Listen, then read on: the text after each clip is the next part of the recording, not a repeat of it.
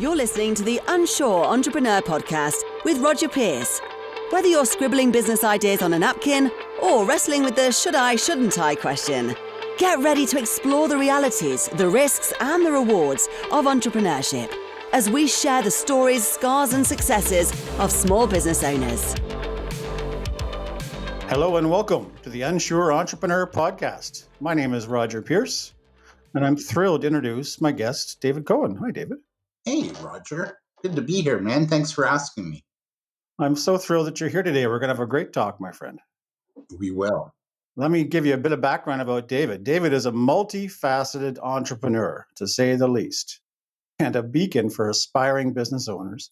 As the founder of yourbigventure.com, David has dedicated his career to empowering individuals who are stepping into the entrepreneurial arena. He is not only a seasoned small business coach and mentor, but also an adept trainer and teacher, sharing his wisdom through various educational programs and resources. David has penned the motivational book, Live Life Swift, encouraging readers to pursue their entrepreneurial dreams with vigor and clarity. Beyond his writing and coaching, he is the host of the podcast 26 Minutes With, where he delves into the intricacies of entrepreneurship with various industry leaders. And I would say David is known for his tireless advocacy for all things entrepreneurship, and his approach really ensures that every entrepreneur he meets is in good hands and receives the help and support they need to succeed. And you know what? Aside from the words I've just written, I want to hear you explain a bit better about what you do. Well, I got to start I ended the 26 Minutes With podcast, so I'm in a bit of a holding period. As you probably know, with your podcasts are, sometimes they're hit and miss, but we do it because we love it. Dovetails nicely into why I do what we do. I'm an advocate for people doing what they love to do and making it happen and living their passion and making a difference. Not only am I an advocate for that, but I do a lot of teaching and coaching work. Well, mostly teaching.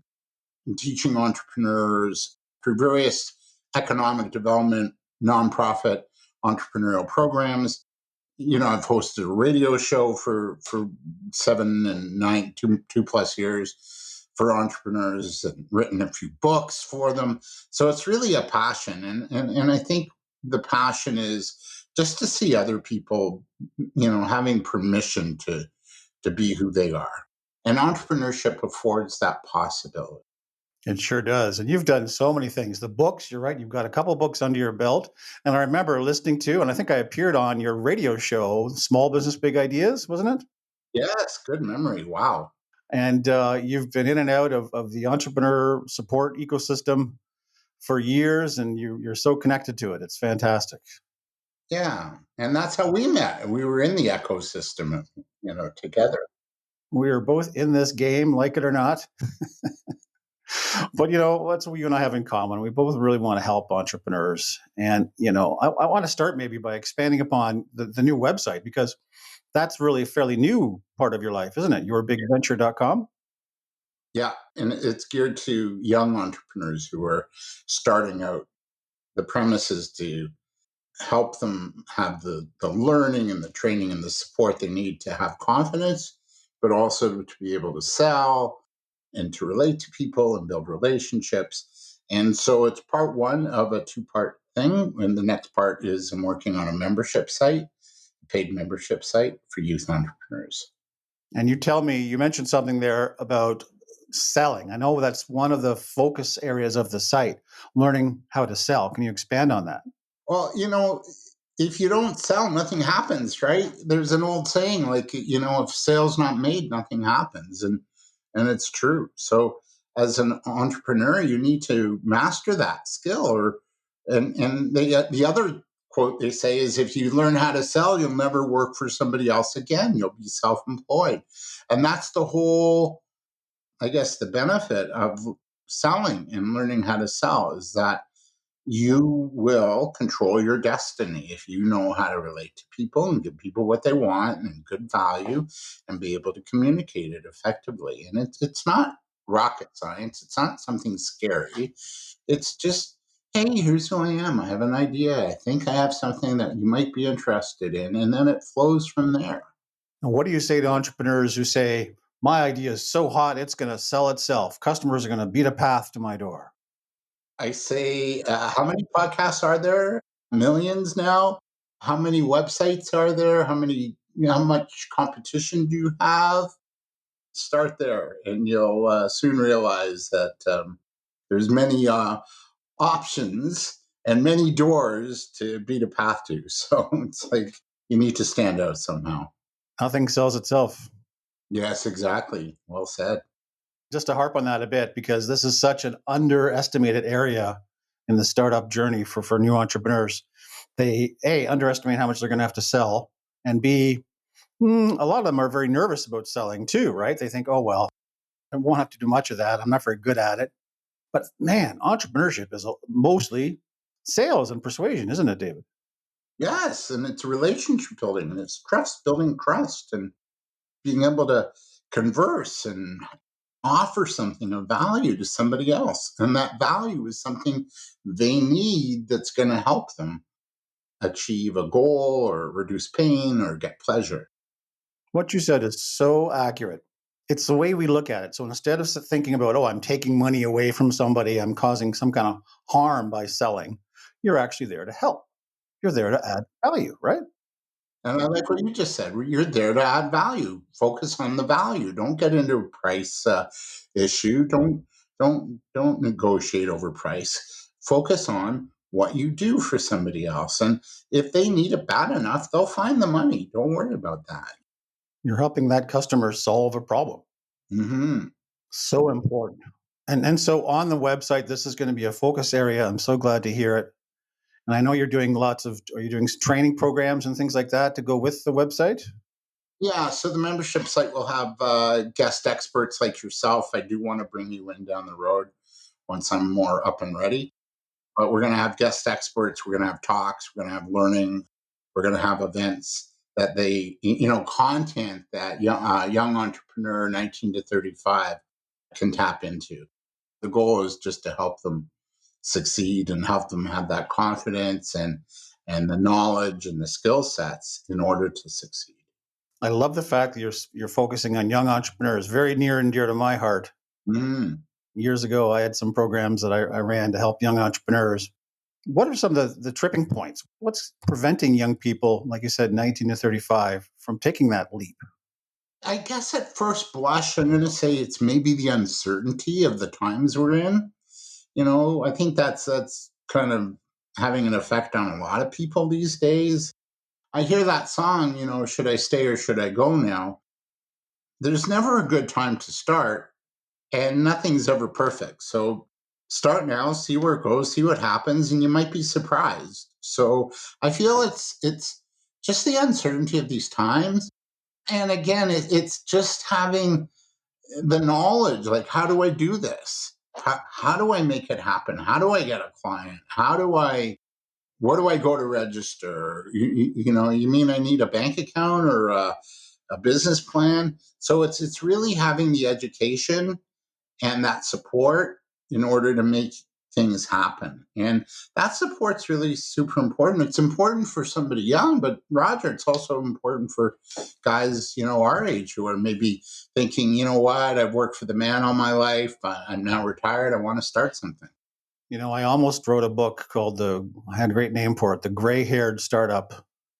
It was going to be a book for people over the age of 50. That was when I had my 50th birthday 5 years ago. And then I abandoned that idea. But I always thought, there's a whole other market there too for people, young people, older people starting businesses at all ages, aren't they? Yeah, they are. And the same barriers that somebody younger might have, the older people have the same barriers. But it can be said there are some particular challenges for young people. Number one, access to capital. What do you recommend in that kind of problem? Look around. There is capital available, and you just have to shop around a little bit. Another barrier too, I'm going to get back to the capital one, but the other barrier too is because they're young, they might not be taken seriously by an older business owner. But in terms of capital, there are options. I mean, first of all, get friendly with your bank manager, get friendly with your local economic development office. They might have access to funds and grants.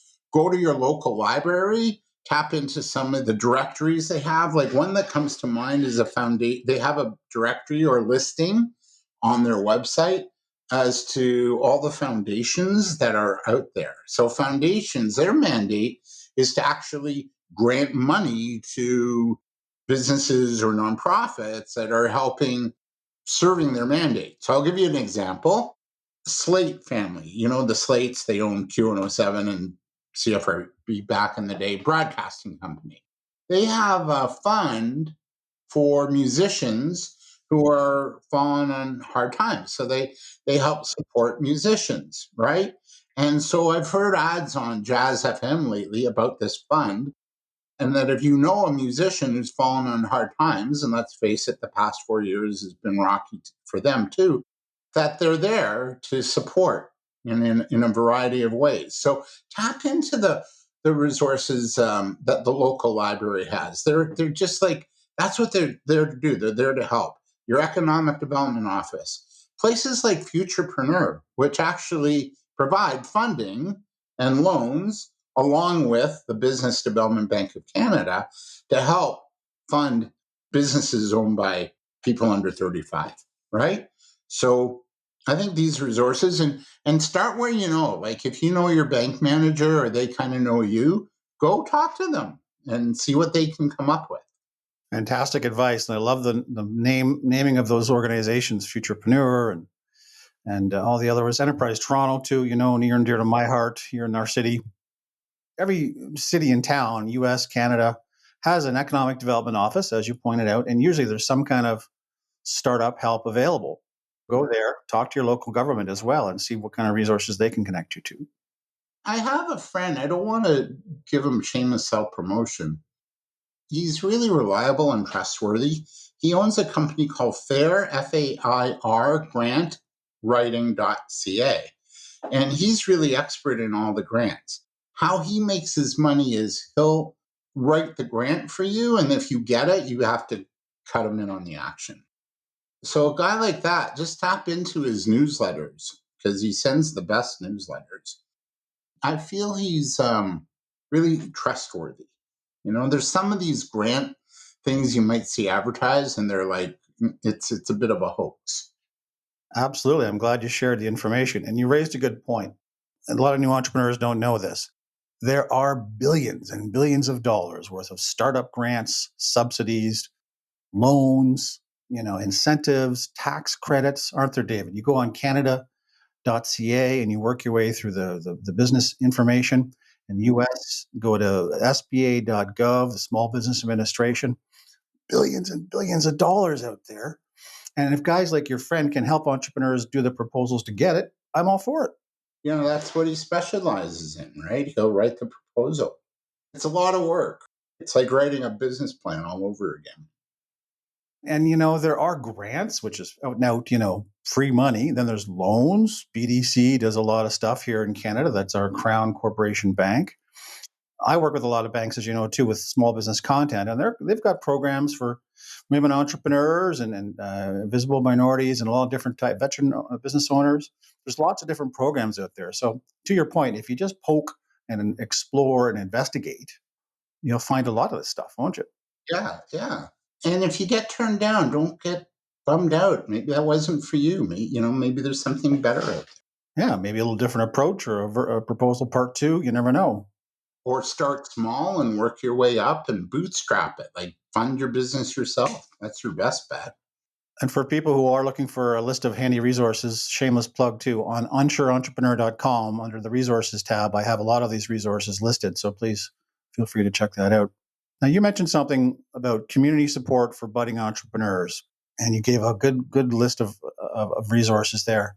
Anything else comes to mind in terms of your favorite go-to resource for entrepreneurs? Don't laugh, but podcasts such as yours, are really like, look at the information flow we just shared in like less than 15 minutes. It's amazing, right? YouTube channels.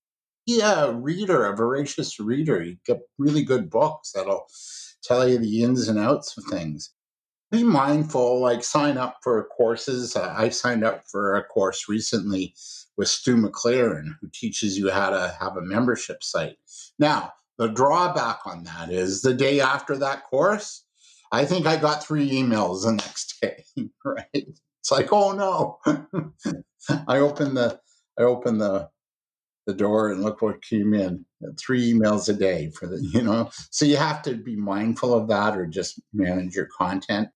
But read business books, network, join some networking groups where you're going to learn, go to a BNI or join your local board of trade in Toronto or chamber of commerce in areas outside of the GTA. Join some of those and network and tap into people who have done it before and see, pick their brains, and also get a mentor or a mastermind team going. Get an older mentor that you can trust and talk to maybe once a month and see how they did it.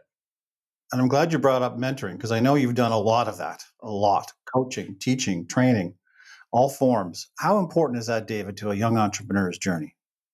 I think it's super important because the path to being successful can be a long journey. But if you have support, be it a mastermind team or a mentor or a coach, it's not going to take as long. You're going to learn things faster as they come up for you, and then you can pick someone's brains about it. Like, what do I need to do? How do I handle this situation? That kind of thing. So you're going to fast track your success by having a mentor, a mastermind team, or even a coach, if you can afford it. For those who don't know, can you explain more what a mastermind group is and how it works? So if you've read the book Think and Grow Rich, Napoleon Hill started one way back when with Ford, Carnegie, and Thomas Edison. And I know, imagine being on that team. Oh, and Firestone. So the thought process for Napoleon Hill was you can get more with 5 minds, a mastermind, than you can with one. Now, modern day masterminds, unfortunately, those guys are no longer with us. But if you read Jack Canfield's 64 Success Principles, he talks about masterminds and he's got YouTube videos about it. Now it's about really getting together with peers and people that you like and that bring certain skill sets and knowledge to the table. And you get together and maybe you meet. I believe like no more than 6 or your meeting will take too long. You meet once a month and you discuss your wins, then your challenges, and then you brainstorm on your challenges. So now you're getting like input from, 4 or 5 people that are in your group. And that helps you sort of navigate that road faster that we talked about before. And you end with, here are my goals, somebody hold me accountable. You close the meeting and you plan for your next meeting. That's the sort of the Coles Notes version of it. But basically, you're meeting with peers or other business owners, people that you respect and like, and that everybody's contributing to each other. I love it. Just to dwell on this a bit, the mastermind group is a great idea. There are also mentoring and paid coaches out there, but let's focus on volunteer mentors. I mean, in the States, we've got score.org, which is like the biggest volunteer mentor organization in the US. And that's retired business owners helping new entrepreneurs out for free. And there's lots of that around us, isn't there? I don't know too many mentors groups that in Canada like that. My approach is you have to approach somebody that you like and trust and ask them to be your mentor. I don't find that there's a lot of mentor groups out there. Do you? Maybe not as many as in the States, but you raised a good point. So how do I solicit my own personal mentor? Do I just call someone out of the blue? How would I go about that? I'm of the belief that you should sort of have a knowledge of who they are. Maybe there's somebody that you follow on social media that you like. Maybe it's a friend of your parents or, an uncle or a cousin or something that you respect and they're in business or maybe there's a skill set, that you like. I like the idea of tapping into a trade association. So let's say you have a retail store, for example. So you would talk to the retail trade association and ask, like, who are your top retailers, right? Give me your top five in Canada, not the big names, but the smaller independents. Then you start to call the owner of these stores. And then I would ask, like, hey, I've been following you. I got your name from, the Retail Council of Canada. I'm just starting out myself, and I'm wondering if you'd be open to being a mentor for me. And here's how I see it working, and then ask for feedback too. I love it. You know what? And be respectful too. If you do get that mentor opportunity, be prepared for their time. Have your questions ready in advance. Stick to the agreed time together, whether it's 15 minutes by phone or whatever, once a month. Don't not show up. And don't sell each other. You don't do business. It's a mentor relationship. I got the website wrong, score.org. Okay. That's what I was thinking of in the States. Wow. You see, we need that in Canada. Huh? Entrepreneurs, once they get into it after a few years, let's be honest, the passion and the excitement of it all can start to wane. So what's your advice to entrepreneurs to keep that passion and enthusiasm going for your business? That's a great question. And in my work as a coach and facilitator, I've seen it. And it's usually the 5-year mark. Something happens after 5 years because the first 3 are like, oh man, you're getting it up and running. Now by the third, it's actually something that's happening. By the fifth, you get bored or stale or tired, right? And I've seen like business owners somehow screw it up, like they sabotage their success. So I'm of the belief that in the 5-year mark, you should recreate something, bring in something new, a new product, a new service, a new something to keep you fresh, right? Failing that, if your business is worth something, it might not be a bad thing to step away and sell so you can go on to another path, right? Keep yourself fresh, keep yourself engaged. When we're bored, and we're not engaged, we make mistakes. We get lazy. We do something stupid. So you want to avoid that. If you're not feeling it, you have to look in the mirror and say, what do I want from my life? You're not married to the business. It's you. At the end of the day, it's you, and you're in charge. You can do what you want. You want to sell the business and move up to the land and farm? Do it. There's no attachment. You are not your business. You are you. Your business is an offshoot of who you are. Excellent points. And to your history, you've had multiple businesses. I've had multiple businesses. Nothing wrong with being a serial entrepreneur, and maybe you start something up again, Yep. And I've had times where I've had to bail and work. Maybe something didn't work out. I remember like the recession in 2008. I had my business, but that recession really affected spending for a little bit, and ended up getting a full-time job for a few years, right? Just to balance things off. So that's okay too. You're going to have, it's like, remember the show Quantum Leap where Sam would come in and out of various characters, right? It's like that. You're going to come in and out of entrepreneurship. It's a marathon, not a sprint. Exactly. And you have to take care of yourself. You have to take care of your home economics. Your relationships, your significant others, your family. It's not all about sleeping at the office and working 80 hours a week, No, gosh, no. although it can be. I know. Watching our clock here, too, I got a couple more things to ask you. I could talk to you all day, but can you share a couple pitfalls for startups, for people who are just getting going? Some things you've seen from all the entrepreneurs you've worked with, a couple tips maybe to help them avoid those pitfalls, get on the right path. Lack of research. They didn't research things like costing. And all of a sudden it's like, oh, I didn't know you had to have business insurance. Oh, I didn't know that it would cost that much. Do your research. Research everything. Costing. What it's going to cost you. What are your ongoing costs? What are the risks? What are the rewards? Know your market. Know your strategy. Then really just start like small. Get your first client and then your next and your next. Like you don't have to, be big all of a sudden out of the gate. You want to grow into this and let your business evolve and grow and and then you nurture it. But I feel research and the lack of research, because research scares the bejeebers out of people.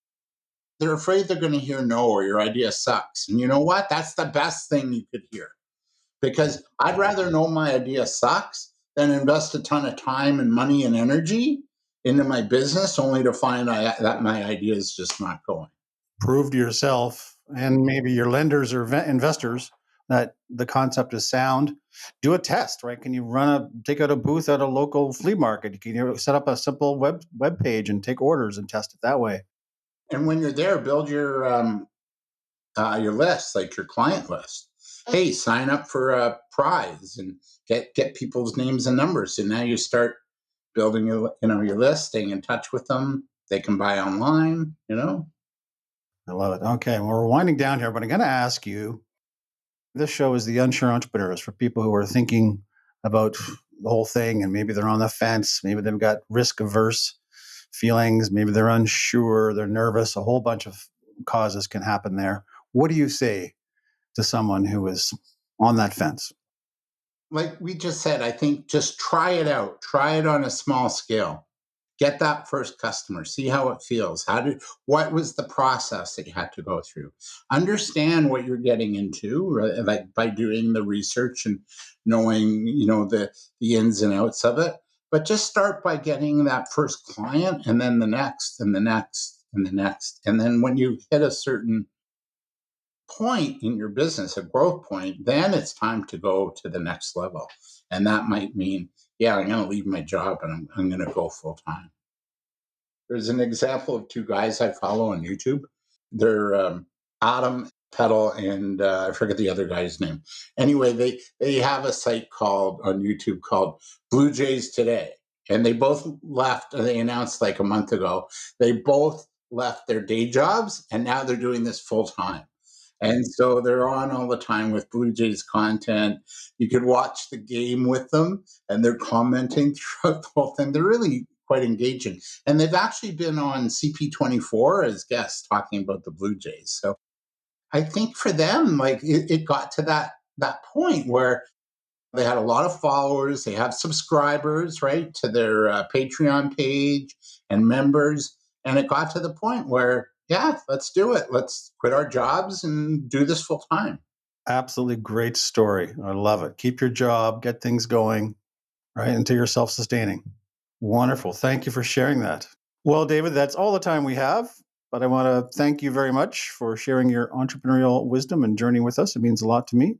And before you go, can you tell us how to get in touch with you? Oh, best bet is yourbigventure.com or dcohen@yourbigventure.com. That's my email and that's the website. And I'm on LinkedIn and Facebook. That's great. Well, thank you so much. Appreciate it. And we'll look forward to catching up again. And to our listeners, thank you for being here. And be sure to return next time for more insights from the Unsure Entrepreneur. That's it for this episode of the Unsure Entrepreneur podcast. Thanks for listening. Be sure to subscribe so you don't miss other candid conversations with small business owners. And be sure to check us out at unsureentrepreneur.com.